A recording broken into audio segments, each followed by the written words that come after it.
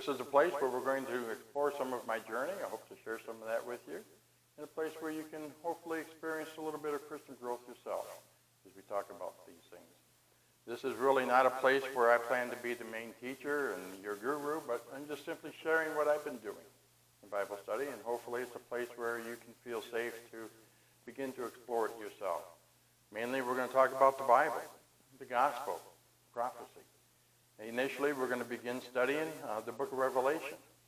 And we're not going to study it in the sense of being the exciting end-time destruction where everybody's afraid about what's coming upon them. That's not what the story is. It's not about beasts and dragons and things falling out of the sky. It is the revelation of Jesus Christ. It is a story about Christ, and as some have called it, the fifth gospel. And so there, I hope to be able to get that point across, that God is a God of love, and his sense of judgment is to restore justice in an unjust world. I want to read to you one of my foundational texts, one of my favorite texts, that will seem to underline what my journey has been about and how I view God. It's in Micah chapter 7, verses 8 and 9. It reads, "Do not rejoice over me, my enemy. When I fall, I will arise. When I sit in darkness, the Lord will be a light to me.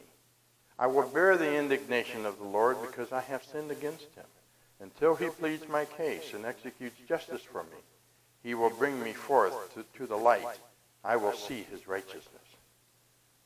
This is about a God who not just judges to condemn, but to set things right.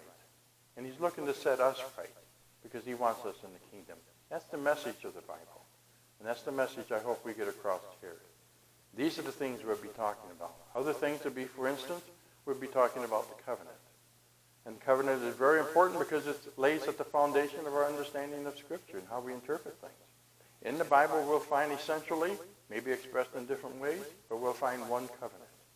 And principally, we'll see a covenant in the Old Testament that points to the cross. In the New Testament, we'll see the covenant that points back to the cross. They may be expressed differently, but they're really about the same thing.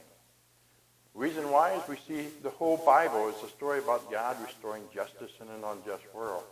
After the flood in Genesis 11, we see man building a tower, trying to make a name for himself, a tower that reaches to heaven, to the gate of God. In fact, it's called the Tower of Babel, and Babel means exactly that, Babel, the gate of God. There, God had confused their language. And so it's become to be interpreted to mean confusion. But it was supposed to be the gate of God. And there, God confused their language and sent them off, and he began to look for someone in the world where he could put his name back into the world. And there, right around the end of chapter 11, we get introduced to Abram. And through Abram, who later becomes Abraham, God begins to put his name back into the world. And through him, he calls a nation, Israel. And through that nation, God calls the world. It's one grand message across time where God is restoring all things. And that's the main essence of the covenant. And that's what we'll see through Scripture, Old and New Testament alike. We'll talk about some things regarding hermeneutic. The hermeneutic simply means rules for interpreting the Bible. And we'll find that some keys, some things that will help us to get a solid grasp on just how to understand what Scripture is saying. So many people are using methods that are not conducive to good Bible study and leads to all kinds of interesting, maybe off-the-wall things as they come to these kinds of conclusions, the way they weave a Bible text with another text. And so we're going to learn some things that maybe will help straighten out some of this Bible study, put us on a more of a stable, even path as we begin to study Scripture. Those are the things that we're going to want to do. So part of the introduction here is just to introduce you to me and about where my journey is and where I've come to. I was called to the ministry in 1975, over 40 years ago. But while I was at Andrews University, there I was supposed to go to the seminary. I never did. I thought that God was crazy for calling me. I was an extreme introvert. I didn't have the gifts to be a pastor. And so I ran away for 22 years. I ran from my calling. But God was like the hound of heaven. He chased me down. He tracked me down. He would not let me go. I may have tried to leave God, but he never left me. And I finally came back after 22 years in 98, was rebaptized in 99, and I began preaching in 2000. All my appointments have been by invitation only. and I've been preaching about half the year, sometimes more. And so God has blessed my preaching ministry there.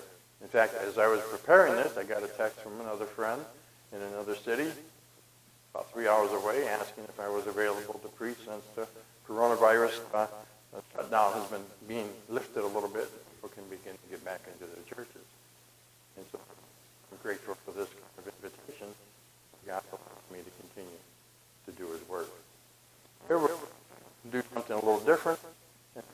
I don't want it to be just a preaching thing. I want it to be teaching level and sharing what I've learned from Scripture and help guide you through your own personal study in the book of Revelation. Hopefully you might see some new things you hadn't seen before and be blessed by them. So with that in mind, I just want us to prepare for what we're going to be doing in the future. Join me when we start the book of Revelation. I thank you for stopping by, and God bless you, and we hope to see you again.